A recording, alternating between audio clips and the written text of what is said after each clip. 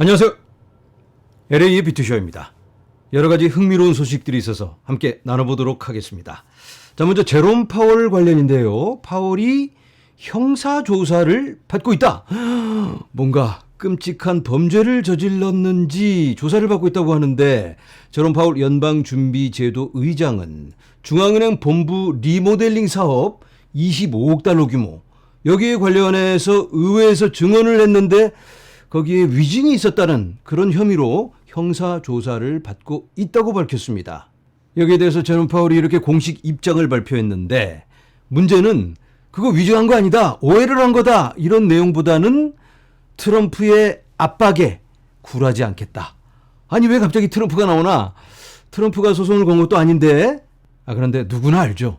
트럼프 말을 안 들었기 때문에 지금 제롬 파월이 이렇게 시달리고 있는 건 누구나 알고 있습니다. 제롬 파월이 이렇게까지 이야기를 합니다. 이번 조사가 연준이 도널드 트럼프 대통령의 선호를 따르는 것이 아니라 공익에 가장 도움이 될 것이라는 최선의 판단에 따라 금리를 설정한 결과라고 말했습니다. 뭐 다 알고 있는 얘기입니다. 트럼프가 금리 내려. 그런데 제롬 파월이 이렇게 딴 데를 자꾸 보고 그렇게 못하겠다. 당신이 부과한 관세 때문에 이렇게 되는 게 아니냐, 이딴 소리나 하고 자꾸 이렇게 뻣뻣하게 구니까 결국은 이렇게 형사조사까지. 그런데 형사조사를 받는다고 해서 뭐 기소장을 받고 끌려가는 게 아니고 대배심 소환장을 받은 겁니다. 그러니까 대배심에서 검사가 소환을 할 수 있어요. 제롬 파월이 이리 와, 당신이 이렇게 했는데 그거 맞아, 이렇게 소환을 해서 조사를 할 수가 있게 되는데, 이게 어떻게 흘러갈지는 아직 모릅니다. 그런데 관심은 제롬 파월이 뭐 위증을 했냐 아니냐가 아니고 트럼프한테 엎드리느냐 마느냐 뭐 이런 데 쏠릴 수가 있겠죠. 자, 그런데 여러분들 한번 생각해 볼게요. 우리가 파월 임기가 딱 4달 남았습니다. 4달 남았는데 이제 와서 무슨 뭐 이렇게 압박을 해서 금리를 인하시키고, 이게 중요할까? 이런 생각이 드시죠? 하려면 작년에 했어야지. 이건 아마도, 어디까지나 아마도 추측입니다. 제롬 파월이 아닌 후임, 누가 될지는 모르지만 새로운 연준 의장에게 보내는 메시지가 아닐까라는 생각을 한번 해보는데, 어떻게 설득력 있나요? 왜? 나중에 이 새로운 연준 의장이 트럼프가 지금은 이렇게 해서 고개를 끄덕였지만 일단 되고 나면 딴 데 볼 수가 있잖아요. 그래서 미리 경고성 메시지를 날리는 게 아닌가. 앞으로 혹시 갑자기 이렇게 배신 때리면 너 이렇게 될 수 있다라고, 이러한 의미가 아닐까라고 일단은 제가 한번 생각을 해보는데, 이건 뭐 어디까지나 소설이고 어떻게 될지는 모르죠. 그렇다면 이게 어떤 영향이 있을까요? 투자 시장에는. 일단 주식 선물 시장은 불안해하고 있는 것 같습니다. 하락하고 있어요. 불확실성이 생기니까. 괜히 에너지가 갑자기 다른 데로 쏠리면서 또 진흙탕 싸움으로 연결되면 곤란하잖아요. 일단은 달가워하지 않는 그런 분위기인 것 같긴 하지만 아직 본격적인 장이 열지 않았습니다. 잠시 후에 미국장 열고 시장의 반응을 볼 수 있을 것 같은데 어떻게 될지. 코인은 뭐 그저 그렇습니다. 별로 관심이 없는 것 같아요. 여기에 대해서. 그동안 너무 많이 빠졌기 때문에 뭐 더 이상 빠질 것도 없고, 또 어찌어찌해서 트럼프가 겁박을 주든 어떻게 하든 연준 의장들이 조금은 트럼프에게 좀 협조적으로 그렇게 나아갈 수도 있겠다라는 기대감이 조금은 생길 수 있기 때문에 이건 뭐 그렇게 부담스럽게 바라볼 필요는 없겠다라고 일단은 말씀을 드립니다. 자, 이제는 ETF 상황을 함께 살펴보도록 하겠습니다. 비트코인 현물 ETF인데요. 여기 오른쪽에 보시면 지속적인 유출이 보여지고 있습니다. 금요일에도 2억 5천만 달러 순유출. 아니, 제가 지난주에 새해 시작하면서 분위기 좋다, ETF 추세 전환이 이루어지고 있다라고 말씀을 드렸는데, 이렇게 4억 7천만 달러, 6억 9천만 달러 유입이 있었으니까 이제는 좀 투심이 생겨나서 ETF가 시장을 좀 끌고 갈 수 있지 않을까, 이런 기대가 있었는데 그것도 잠시 이렇게나 큰 하락으로 연결되고 있습니다. 다 까먹었어요. 자, 이 부분이 2026년입니다. 2번 쏘고 쭉 가라앉았습니다. 조금 더 시간이 필요하지 않나.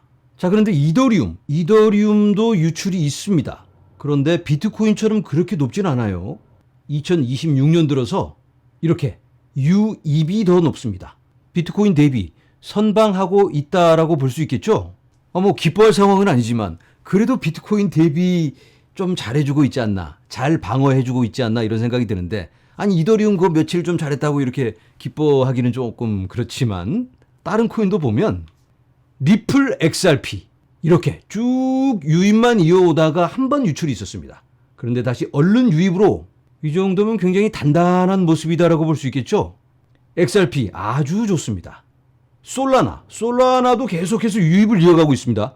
이런 모습들은 그래도 다른 알트코인들에게도 희망을 주고 있다라는 생각이 살짝 드는데, 비트코인 대비 너무 그동안 처져 있었습니다. 상대적으로 너무 저평가되어 있었는데 언제까지나 빠질 수만은 없기 때문에 어느 정도 회복, 만회는 해야 되지 않나. 알트코인도 어느 정도는 회복해야 된다. 이런 말씀을 드려봅니다. 자, 여러분, 나스닥이라고 아시죠? 나스닥. 미국의 대표 3대 지수 다우존스, S&P 500, 그리고 나스닥. 나스닥에서 암호화폐 지수를 발표합니다. 원래부터 지수가 있긴 했는데 이번에는 특별히 CME와 파트너십을 맺고 둘이 함께 조율해서 암호화폐 지수를 발표한다. 자, 암호화폐 시장 동향 추적, 이걸 위해서 CME 그룹과의 파트너십을 체결합니다. 이렇게 이름도 변경하게 되는데요. 나스닥 크립토 인덱스에서 나스닥 CME 크립토 인덱스로. 이게 어떤 의미죠? 이런 지수가 있다면 이걸 추종하는 펀드가 있겠죠. 이 친구들이 정해놓은 비중대로 그대로 사기만 하는 펀드가 쭉 있습니다. 그러면 코인에 투자하고 싶은 사람들이 계시다면, 여러분들이 코인에 투자하고 싶다. 그런데 코인에 대해서 잘 몰라요. 괜히 이상한 사기 코인 샀다가 손해를 보면 안 되니까 CME, 나스닥 이런 대형 기관들은 믿잖아요. 그러면 이 사람들이 찍어놓은 코인들만 사면 좋은데 이 펀드가 미리 다 그렇게 해놨습니다. 그러면 이 펀드를 사면 되는 겁니다. 이렇게 쉽게 코인을 살 수 있게 되는데, 중요한 건, 우리가 궁금한 건 어떤 코인이 어떤 비중으로 이 지수에 들어있나겠죠? 함께 살펴보도록 하겠습니다. 8개의 코인이 선택을 받았습니다. 어떤 코인일까? 첫 번째는 바로 비트코인. 이건 뭐 너무 당연하죠. 두 번째는 뭘까요? 보나마나 이더리움입니다. 세 번째가 궁금합니다. 나스닥 CME가 선택한 세 번째 코인은 바로 XRP가 선택이 되었고요. 네 번째는 솔라나입니다. 다섯 번째는 카르다노 에이다. 여섯 번째는 체인링크입니다. 링크. 일곱 번째는 스텔라 루멘. 그리고 마지막 코인, 여기에는 들어가야 되는데, 내가 투자하는 코인이 여기에는 들어가야 되는데 바로 유니스왑입니다. 자, 그런데 중요한 건 비중이겠죠. 어느 정도의 비중으로 이런 코인들을 담고 있을까? 우리들처럼 그냥 알트코인만 잔뜩? 기관들은 그렇게 하지는 않을 것 같은데 비중을 함께 살펴보도록 하겠습니다. 먼저 비트코인 72.44%입니다. 이더리움은 14.51%. XRP는 얼마큼 될까요? XRP 6.77%. 솔라나의 비중은 4.10%. 에이다는 1.21%고요. 체인링크는 0.50, 스텔라 루멘 0.32, 유니스왑 0.14 이렇게 구성을 했습니다. 참고로 이 자료는 9월 30일 2025년 기준입니다. 지금은 그때고 가격이 조금 달라졌기 때문에 비중에 조금은 차이는 있겠지만 크게 다르지 않은 것 같습니다. 그런데 내 코인은 여기에 포함되어 있지 않아 라고 실망을 하고 계시는 분들이 계실까봐, 이건 어디까지나 대형 기관들이 안정적인 포트폴리오를 짜는데 어느 정도 기준으로 잡고 있는 그런 구성이다, 이렇게 말씀을 드립니다. 뭐 여기에 있다고 해서 대박 치는 게 아니고 여기에 없다고 망하는 건 아니에요. 다만 참고할 필요는 있겠다.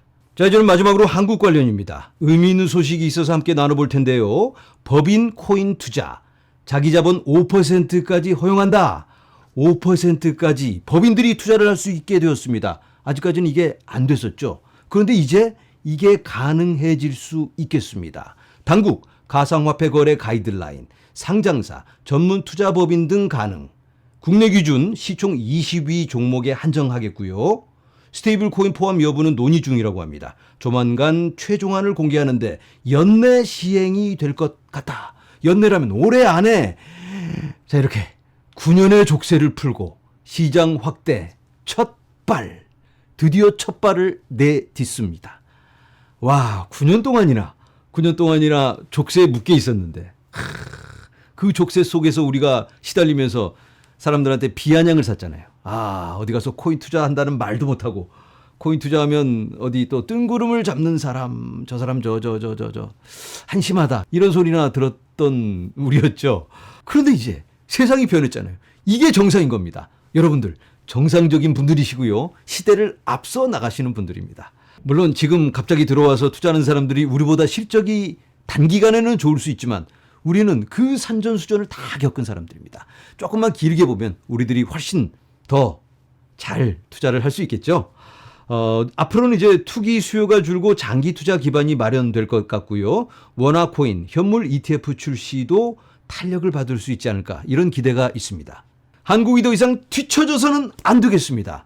현물 ETF도 거래할 수 있게 허용해 주는 데서 그치면 안 되겠고요. 이렇게 출시할 수 있도록 한국 기관들이 ETF를 직접 출시할 수 있도록 이런 시간이 와야 됩니다. 자, 대한민국 화이팅!